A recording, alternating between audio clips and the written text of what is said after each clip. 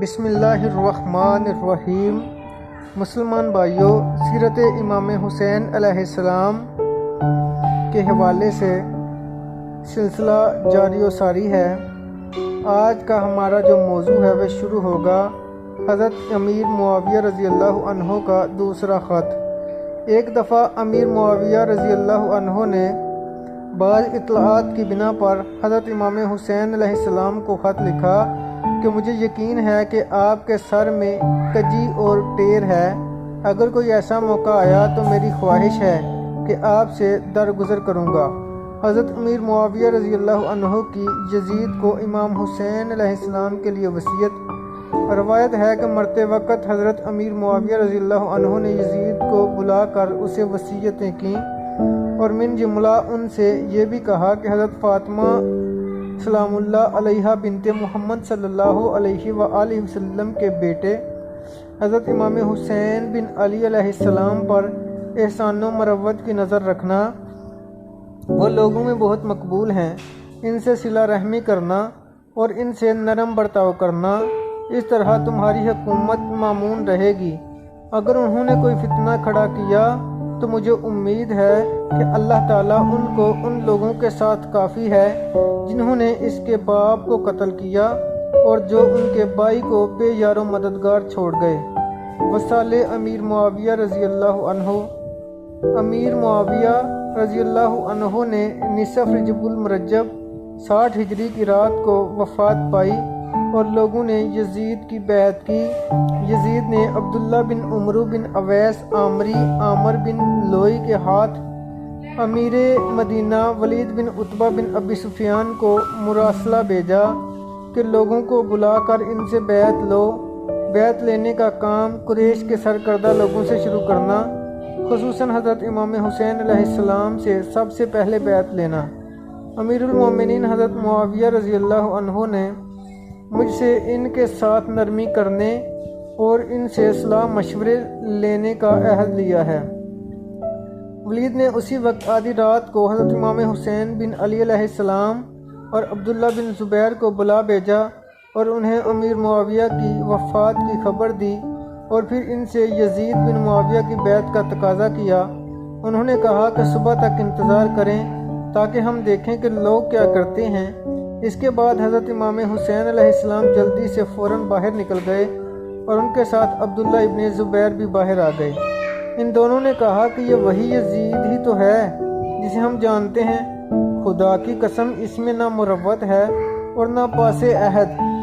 ولید نے حضرت امام حسین علیہ السلام کو ذرا سختی سے بھی پکڑا، لیکن آپ نے اسے گالیاں دیں اور اس کے سر سے اس کی پگڑی کھینچ کر اتار پھینکی۔ ولید نے کہا کہ ابو عبداللہ امام حسین کی کنیت ہے، شر کو ہوا دے رہے ہیں۔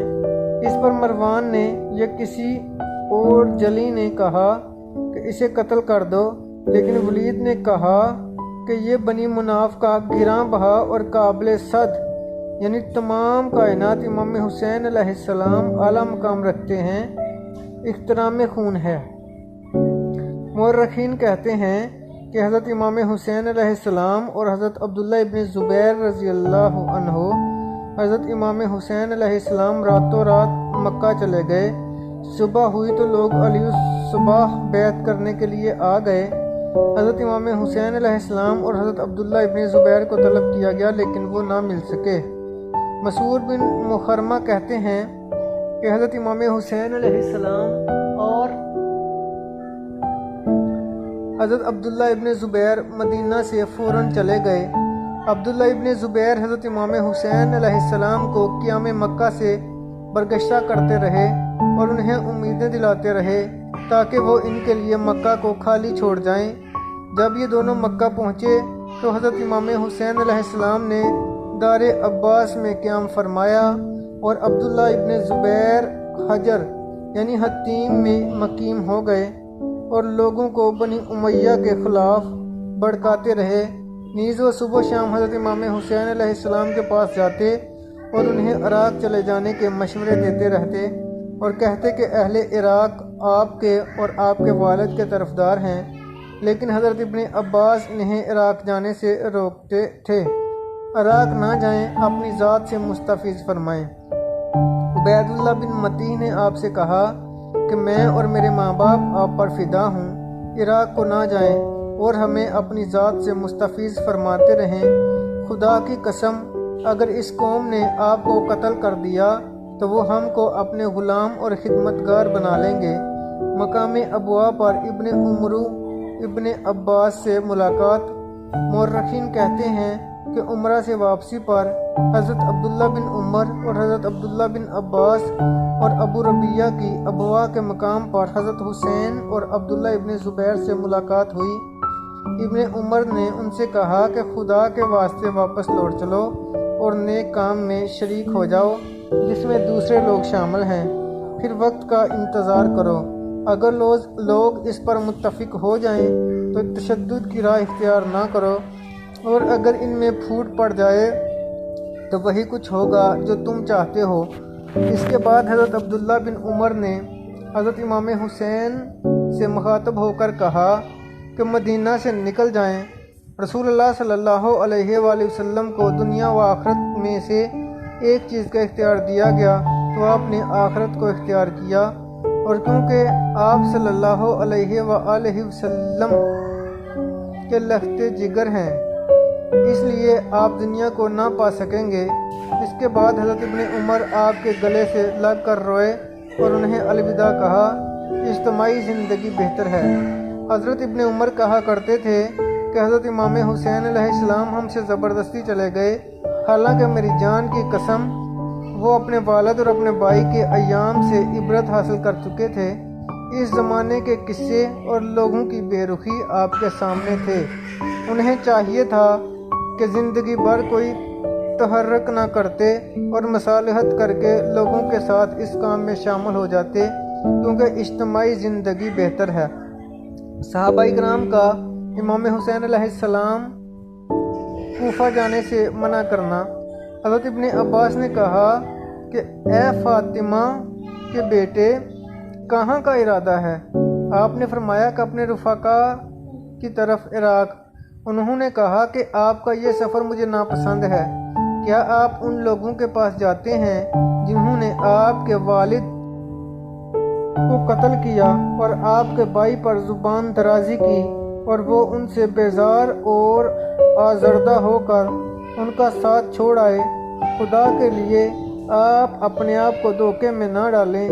حضرت ابو سعید خدری کہتے ہیں کہ حضرت امام حسین علیہ السلام مجھ سے زبردستی مدینہ سے چلے گئے۔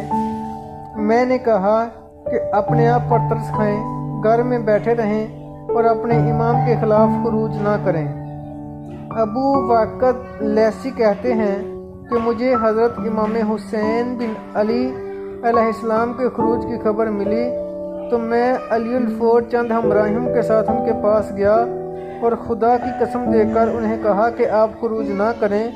جو شخص بلا وجہ حملہ کرتا ہے وہ اپنے آپ کو قتل کے لیے پیش کرتا ہے، لیکن آپ نے واپس آنے سے انکار کر دیا۔ حضرت جابر بن عبداللہ کہتے ہیں کہ میں نے حضرت امام حسین سے بات کی اور کہا کہ خدا سے ڈریں اور لوگوں کو ایک دوسرے سے نہ لڑائیں۔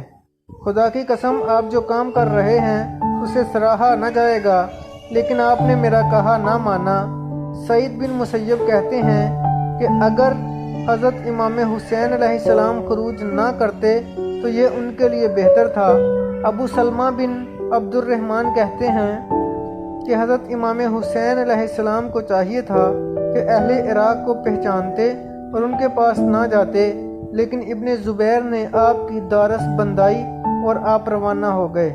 مسعور بن مخرمہ نے آپ کو لکھا کہ خبردار اہل عراق کے مکتوبات اور ابن زبیر کے اس قول کے فریب میں نہ آئیں کہ آپ وہاں چلے جائیں، وہ آپ کی مدد کریں گے۔ حضرت ابن عباس نے کہا کہ حرم کو چھوڑ کر نہ جائیں، اگر ان کو آپ کی حاجت ہے تو وہ خود اونٹوں کو ہانکتے ہوئے آپ کے پاس حاضر ہوں گے اور اس طرح آپ قوت و جمعیت کے ساتھ روانہ ہوں گے۔ لیکن آپ نے فرمایا کہ اللہ تعالیٰ آپ کو جزائے خیر دے، میں اس بارے میں استخارہ کروں گا۔ حضرت حسین عرض بابل میں شہید ہوں گے، فرمان رسول۔ عمرہ بنت عبد الرحمن نے آپ کو ایک خط لکھا جس میں آپ نے آپ کے خروج کو ایک بہت بڑا المیہ قرار دیا اور آپ کو اطاعت اور لزوم جماعت کی درخواست کی، اور آپ کو متنبہ کیا کہ اگر آپ نے ایسا نہ کیا تو آپ پچھڑنے کے مقام کی طرف ہانکے جائیں گے۔ میں گواہی دیتی ہوں کہ میں نے حضرت عائشہ رضی اللہ عنہا کو یہ کہتے سنا ہے۔ آپ فرماتی تھیں کہ میں نے رسول اللہ صلی اللہ علیہ وسلم کو فرماتے سنا کہ امام حسین کو عرض بابل میں قتل کیا جائے گا۔ جب آپ نے خط پڑھا تو فرمایا کہ پھر تو میرے عراق کو جانے اور پچھاڑنے جانے کے سوا کوئی چارہ نہیں۔ حضرت امام حسین کے پاس ابو بکر بن عبید الرحمن بن حارث بن ہشام آئے اور کہا کہ اے ابن ام، میں دیکھتا ہوں کہ اہل عراق نے آپ کے والد اور آپ کے بھائی کے ساتھ کیا سلوک کیا تھا، لیکن اس کے باوجود آپ ان کے پاس جانا چاہتے ہیں۔ وہ دنیا کے غلام ہیں جن لوگوں نے آپ سے اپنی حمایت و اعانت کے وعدے کیے ہیں، وہی آپ کے خلاف لڑیں گے اور آپ کی اعانت سے ہاتھ کھینچ لیں گے۔ خدا کے لیے اپنے آپ کو ہلاکت میں نہ ڈالیں۔ آپ نے فرمایا کہ اے ابن ام، اللہ آپ کو جزائے خیر دے، جو مقدر ہو چکا ہے وہ ہو کر رہے گا۔ اس پر ابو بکر نے کہا کہ انا للہ و انا الیہ راجعون، ہم ابو عبداللہ کو خدا کے سپرد کرتے ہیں۔